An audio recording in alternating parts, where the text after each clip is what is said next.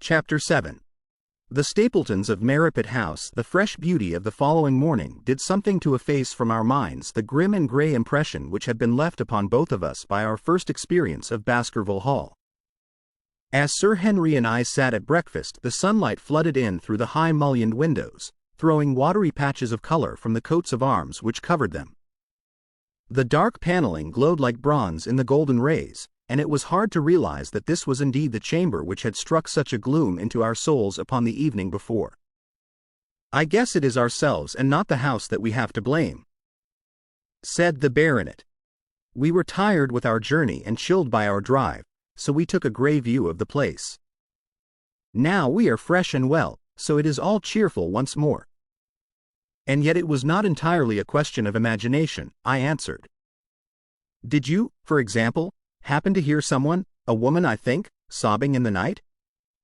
"That is curious, for I did when I was half asleep fancy that I heard something of the sort. I waited quite a time, but there was no more of it, so I concluded that it was all a dream. I heard it distinctly, and I am sure that it was really the sob of a woman. We must ask about this right away." He rang the bell and asked Barrymore whether he could account for our experience. It seemed to me that the pallid features of the butler turned a shade paler still as he listened to his master's question. "There are only two women in the house, Sir Henry," he answered. "One is the scullery maid, who sleeps in the other wing. The other is my wife, and I can answer for it that the sound could not have come from her." And yet he lied as he said it, for it chanced that after breakfast I met Mrs. Barrymore in the long corridor with the sun full upon her face. She was a large, impassive, heavy-featured woman with a stern-set expression of mouth. But her telltale eyes were red and glanced at me from between swollen lids. It was she, then, who wept in the night, and if she did so her husband must know it. Yet he had taken the obvious risk of discovery in declaring that it was not so. Why had he done this? And why did she weep so bitterly? Already round this pale-faced, handsome, black-bearded man there was gathering an atmosphere of mystery and of gloom. It was he who had been the first to discover the body of Sir Charles, and we had only his word for all the circumstances which led up to the old man's death. Was it possible that it was Barrymore after all whom we had seen in the cab in Regent Street? The beard might well have been the same. The cabman had described a somewhat shorter man, but such an impression might easily have been erroneous. How could I settle the point forever? Obviously the first thing to do was to see the Grimpen postmaster, and find whether the test telegram had really been placed in Barrymore's own hands. Be the answer what it might, I should at least have something to report to Sherlock Holmes. Sir Henry had numerous papers to examine after breakfast, so that the time was propitious for my excursion. It was a pleasant walk of 4 miles along the edge of the moor, leading me at last to a small grey hamlet, in which two larger buildings, which proved to be the inn and the house of Dr. Mortimer, stood high above the rest. The postmaster, who was also the village grocer, had a clear recollection of the telegram. "Certainly, sir," said he, "I had the telegram delivered to Mr. Barrymore exactly as directed." "Who delivered it?" "My boy here. James, you delivered that telegram to Mr. Barrymore at the Hall last week, did you not?" "Yes, father, I delivered it." "Into his own hands?" I asked. "Well, he was up in the loft at the time, so that I could not put it into his own hands, but I gave it into Mrs. Barrymore's hands, and she promised to deliver it at once." "Did you see Mr. Barrymore?" "No, sir. I tell you he was in the loft." "If you didn't see him, how do you know he was in the loft?" "Well, surely his own wife ought to know where he is," said the postmaster testily. "Didn't he get the telegram? If there is any mistake it is for Mr. Barrymore himself to complain." It seemed hopeless to pursue the inquiry any farther, but it was clear that in spite of Holmes's ruse we had no proof that Barrymore had not been in London all the time. Suppose that it were so. Suppose that the same man had been the last who had seen Sir Charles alive, and the first to dog the new heir when he returned to England. What then? Was he the agent of others, or had he some sinister design of his own? What interest could he have in persecuting the Baskerville family? I thought of the strange warning clipped out of the leading article of the Times. Was that his work, or was it possibly the doing of someone who was bent upon counteracting his schemes? The only conceivable motive was that which had been suggested by Sir Henry, that if the family could be scared away, a comfortable and permanent home would be secured for the Barrymores. But surely such an explanation as that would be quite inadequate to account for the deep and subtle scheming which seemed to be weaving an invisible net round the young baronet. Holmes himself had said that no more complex case had come to him in all the long series of his sensational investigations. I prayed, as I walked back along the grey, lonely road, that my friend might soon be freed from his preoccupations and able to come down to take this heavy burden of responsibility from my shoulders. Suddenly my thoughts were interrupted by the sound of running feet behind me and by a voice which called me by name. I turned, expecting to see Dr. Mortimer, but to my surprise it was a stranger who was pursuing me. He was a small, slim, clean-shaven, prim-faced man, flaxen-haired and lean-jawed, between 30 and 40 years of age, dressed in a grey suit and wearing a straw hat. A tin box for botanical specimens hung over his shoulder, and he carried a green butterfly net in one of his hands. "You will, I am sure, excuse my presumption, Dr. Watson," said he, as he came panting up to where I stood. "Here on the moor we are homely folk and do not wait for formal introductions.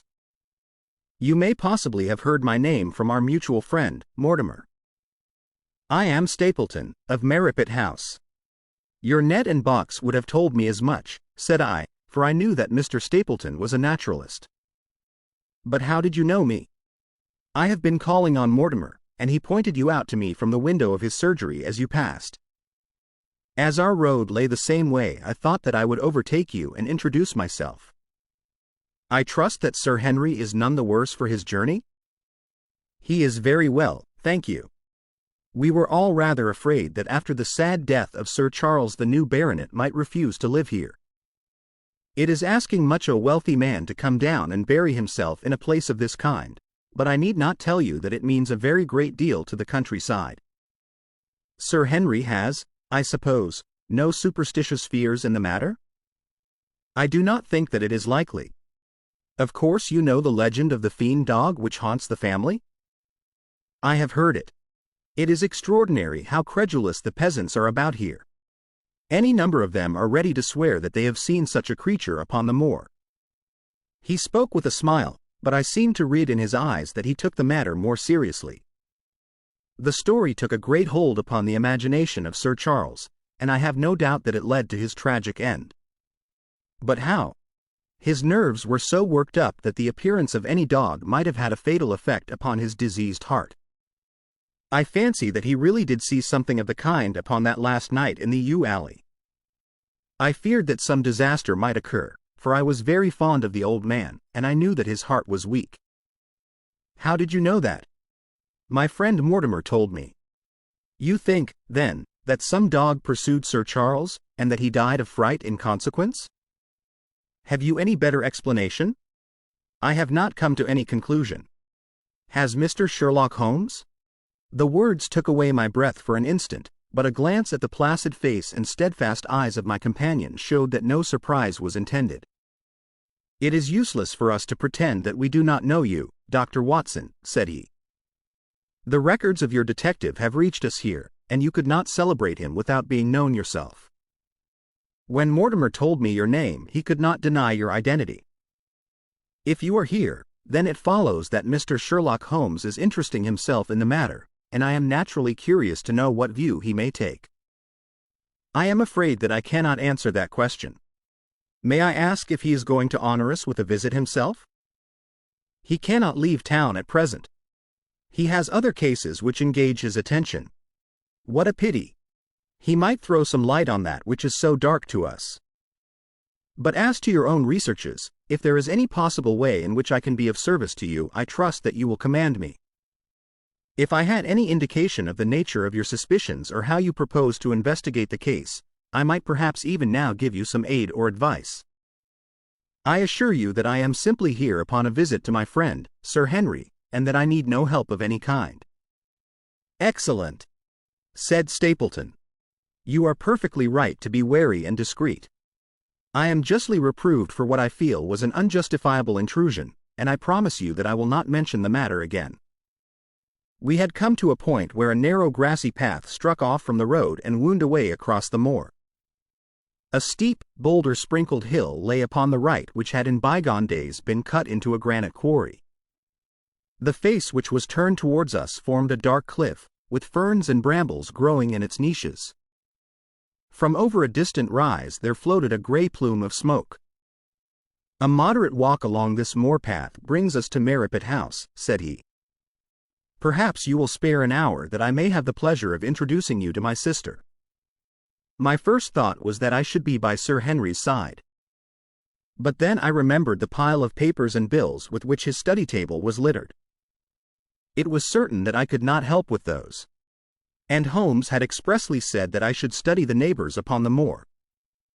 I accepted Stapleton's invitation, and we turned together down the path. "It is a wonderful place, the moor," said he, looking round over the undulating downs, long green rollers, with crests of jagged granite foaming up into fantastic surges. "You never tire of the moor. You cannot think the wonderful secrets which it contains. It is so vast, and so barren, and so mysterious." "You know it well, then?" "I have only been here 2 years. The residents would call me a newcomer. We came shortly after Sir Charles settled. But my tastes led me to explore every part of the country round, and I should think that there are few men who know it better than I do." "Is it hard to know?" "Very hard. You see, for example, this great plain to the north here with the queer hills breaking out of it. Do you observe anything remarkable about that? It would be a rare place for a gallop. You would naturally think so, and the thought has cost several their lives before now. You notice those bright green spots scattered thickly over it? Yes, they seem more fertile than the rest." Stapleton laughed. "That is the great Grimpen mire," said he. "A false step yonder means death to man or beast. Only yesterday I saw one of the moor ponies wander into it. He never came out. I saw his head for quite a long time craning out of the bog hole, but it sucked him down at last. Even in dry seasons it is a danger to cross it, but after these autumn rains it is an awful place.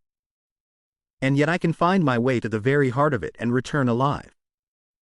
By George, there is another of those miserable ponies." Something brown was rolling and tossing among the green sedges.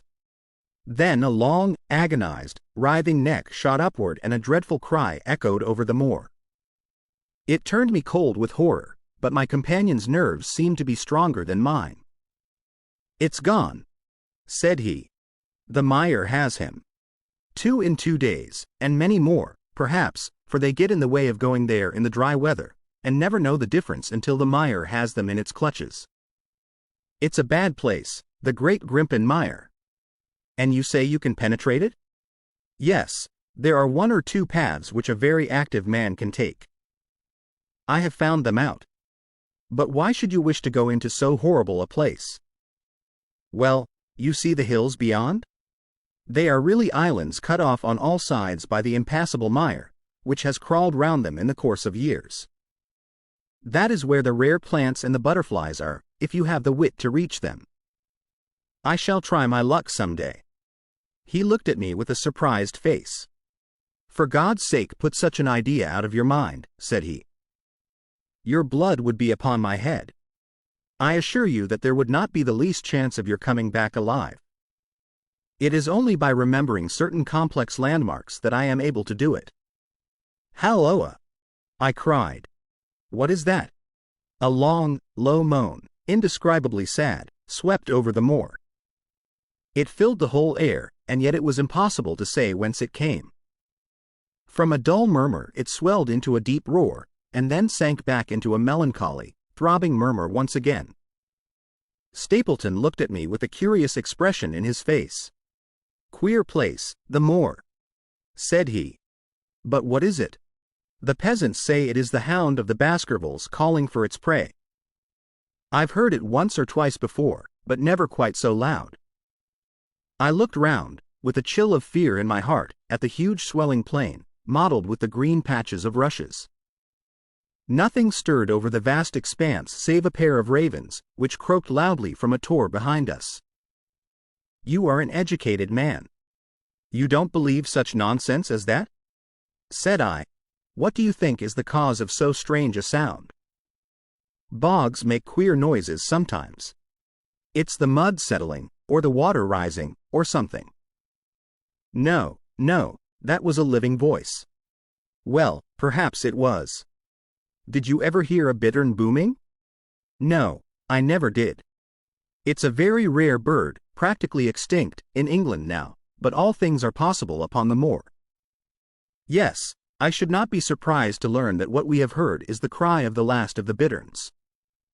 It's the weirdest, strangest thing that ever I heard in my life." "Yes, it's rather an uncanny place altogether. Look at the hillside yonder. What do you make of those?" The whole steep slope was covered with gray circular rings of stone, a score of them at least. "What are they? Sheep pens?" "No, they are the homes of our worthy ancestors. Prehistoric man lived thickly on the moor, and as no one in particular has lived there since, we find all his little arrangements exactly as he left them. These are his wigwams with the roofs off. You can even see his hearth and his couch if you have the curiosity to go inside. But it is quite a town. When was it inhabited? Neolithic man, no date. What did he do? He grazed his cattle on these slopes, and he learned to dig for tin when the bronze sword began to supersede the stone axe. Look at the great trench in the opposite hill. That is his mark. Yes, you will find some very singular points about the moor, Dr. Watson." "Oh, excuse me an instant. It is surely Cyclopidus." A small fly or moth had fluttered across our path, and in an instant Stapleton was rushing with extraordinary energy and speed in pursuit of it. To my dismay, the creature flew straight for the great mire, and my acquaintance never paused for an instant, bounding from tuft to tuft behind it, his green net waving in the air. His gray clothes and jerky, zigzag, irregular progress made him not unlike some huge moth himself. I was standing watching his pursuit with a mixture of admiration for his extraordinary activity and fear lest he should lose his footing in the treacherous mire, when I heard the sound of steps, and turning round found a woman near me upon the path. She had come from the direction in which the plume of smoke indicated the position of Merripit House, but the dip of the moor had hid her until she was quite close. I could not doubt that this was the Miss Stapleton of whom I had been told, since ladies of any sort must be few upon the moor, and I remembered that I had heard someone describe her as being a beauty. The woman who approached me was certainly that, and of a most uncommon type. There could not have been a greater contrast between brother and sister, for Stapleton was neutral-tinted, with light hair and gray eyes, while she was darker than any brunette whom I have seen in England, slim, elegant, and tall. She had a proud, finely cut face, so regular that it might have seemed impassive were it not for the sensitive mouth and the beautiful dark, eager eyes. With her perfect figure and elegant dress she was, indeed, a strange apparition upon a lonely moorland path. Her eyes were on her brother as I turned, and then she quickened her pace towards me. I had raised my hat and was about to make some explanatory remark, when her own words turned all my thoughts into a new channel. "Go back," she said. "Go straight back to London, instantly." I could only stare at her in stupid surprise. Her eyes blazed at me, and she tapped the ground impatiently with her foot. "Why should I go back?" I asked. "I cannot explain." She spoke in a low, eager voice, with a curious lisp in her utterance. "But for God's sake do what I ask you. Go back and never set foot upon the moor again." "But I have only just come." Man, she cried. "Can you not tell when a warning is for your own good? Go back to London. Start tonight. Get away from this place at all costs." "Hush, my brother is coming." "Not a word of what I have said. Would you mind getting that orchid for me among the mare's tails yonder? We are very rich in orchids on the moor, though, of course, you are rather late to see the beauties of the place." Stapleton had abandoned the chase and came back to us breathing hard and flushed with his exertions. "Halloa, Beryl," said he, and it seemed to me that the tone of his greeting was not altogether a cordial one. "Well, Jack, you are very hot." "Yes, I was chasing a cyclopetus. He is very rare and seldom found in the late autumn. What a pity that I should have missed him." He spoke unconcernedly, but his small light eyes glanced incessantly from the girl to me. "You have introduced yourselves, I can see." "Yes. I was telling Sir Henry that it was rather late for him to see the true beauties of the moor." "Why, who do you think this is?" "I imagine that it must be Sir Henry Baskerville." "No, no," said I, "only a humble commoner, but his friend." "My name is Dr. Watson." A flush of vexation passed over her expressive face. "We have been talking at cross purposes," said she. "Why, you had not very much time for talk," her brother remarked with the same questioning eyes. "I talked as if Dr. Watson were a resident instead of being merely a visitor," said she. "It cannot much matter to him whether it is early or late for the orchids. But you will come on, will you not, and see Merripit House?" A short walk brought us to it, a bleak moorland house, once the farm of some grazier in the old prosperous days, but now put into repair and turned into a modern dwelling. An orchard surrounded it, but the trees, as is usual upon the moor, were stunted and nipped, and the effect of the whole place was mean and melancholy. We were admitted by a strange, wizened, rusty-coated old manservant, who seemed in keeping with the house. Inside, however, there were large rooms furnished with an elegance in which I seemed to recognize the taste of the lady. As I looked from their windows at the interminable granite-flecked moor rolling unbroken to the farthest horizon, I could not but marvel at what could have brought this highly educated man and this beautiful woman to live in such a place. "Queer spot to choose, is it not?" said he as if in answer to my thought. "And yet we manage to make ourselves fairly happy, do we not, Beryl?" "Quite happy," said she, but there was no ring of conviction in her words. "I had a school," said Stapleton. "It was in the North Country. The work to a man of my temperament was mechanical and uninteresting, but the privilege of living with youth, of helping to mold those young minds, and of impressing them with one's own character and ideals, was very dear to me. However, the fates were against us. A serious epidemic broke out in the school and 3 of the boys died. It never recovered from the blow, and much of my capital was irretrievably swallowed up. And yet, if it were not for the loss of the charming companionship of the boys, I could rejoice over my own misfortune, for, with my strong tastes for botany and zoology, I find an unlimited field of work here, and my sister is as devoted to nature as I am. All this, Dr. Watson, has been brought upon your head by your expression as you surveyed the moor out of our window. It certainly did cross my mind that it might be a little dull, less for you, perhaps, than for your sister." "No, no, I am never dull," said she, quickly. "We have books, we have our studies, and we have interesting neighbors. Dr. Mortimer is a most learned man in his own line. Poor Sir Charles was also an admirable companion. We knew him well, and miss him more than I can tell. Do you think that I should intrude if I were to call this afternoon and make the acquaintance of Sir Henry?" "I am sure that he would be delighted. Then perhaps you would mention that I propose to do so. We may in our humble way do something to make things more easy for him until he becomes accustomed to his new surroundings. Will you come upstairs, Dr. Watson, and inspect my collection of Lepidoptera? I think it is the most complete one in the southwest of England. By the time that you have looked through them, lunch will be almost ready." But I was eager to get back to my charge. The melancholy of the moor, the death of the unfortunate pony, the weird sound which had been associated with the grim legend of the Baskervilles, all these things tinged my thoughts with sadness.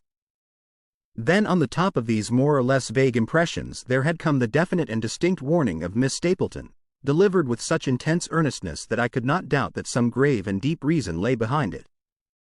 I resisted all pressure to stay for lunch, and I set off at once upon my return journey, taking the grass-grown path by which we had come. It seems, however, that there must have been some short cut for those who knew it, for before I had reached the road I was astounded to see Miss Stapleton sitting upon a rock by the side of the track. Her face was beautifully flushed with her exertions, and she held her hand to her side. "I have run all the way in order to cut you off, Dr. Watson," said she. "I had not even time to put on my hat. I must not stop, or my brother may miss me. I wanted to say to you how sorry I am about the stupid mistake I made in thinking that you were Sir Henry. Please forget the words I said, which have no application whatever to you." "But I can't forget them, Miss Stapleton," said I. "I am Sir Henry's friend, and his welfare is a very close concern of mine. Tell me why it was that you were so eager that Sir Henry should return to London." "A woman's whim, Dr. Watson. When you know me better, you will understand that I cannot always give reasons for what I say or do." "No, no. I remember the thrill in your voice. I remember the look in your eyes. Please, please, be frank with me, Miss Stapleton, for ever since I have been here I have been conscious of shadows all round me. Life has become like that great Grimpen mire, with little green patches everywhere into which one may sink and with no guide to point the track. Tell me then what it was that you meant, and I will promise to convey your warning to Sir Henry." An expression of irresolution passed for an instant over her face, but her eyes had hardened again when she answered me. "You make too much of it, Dr. Watson," said she. "My brother and I were very much shocked by the death of Sir Charles. We knew him very intimately, for his favorite walk was over the moor to our house. He was deeply impressed with the curse which hung over the family, and when this tragedy came I naturally felt that there must be some grounds for the fears which he had expressed. I was distressed therefore when another member of the family came down to live here, and I felt that he should be warned of the danger which he will run. That was all which I intended to convey." "But what is the danger? You know the story of the Hound?" "I do not believe in such nonsense." "But I do. If you have any influence with Sir Henry, take him away from a place which has always been fatal to his family. The world is wide. Why should he wish to live at the place of danger? Because it is the place of danger. That is Sir Henry's nature. I fear that unless you can give me some more definite information than this, it would be impossible to get him to move." "I cannot say anything definite, for I do not know anything definite. I would ask you one more question, Miss Stapleton. If you meant no more than this when you first spoke to me, why should you not wish your brother to overhear what you said?" "There is nothing to which he, or anyone else, could object. My brother is very anxious to have the Hall inhabited, for he thinks it is for the good of the poor folk upon the moor. He would be very angry if he knew that I have said anything which might induce Sir Henry to go away. But I have done my duty now, and I will say no more. I must get back, or he will miss me and suspect that I have seen you. Good-bye." She turned and had disappeared in a few minutes among the scattered boulders, while I, with my soul full of vague fears, pursued my way to Baskerville Hall.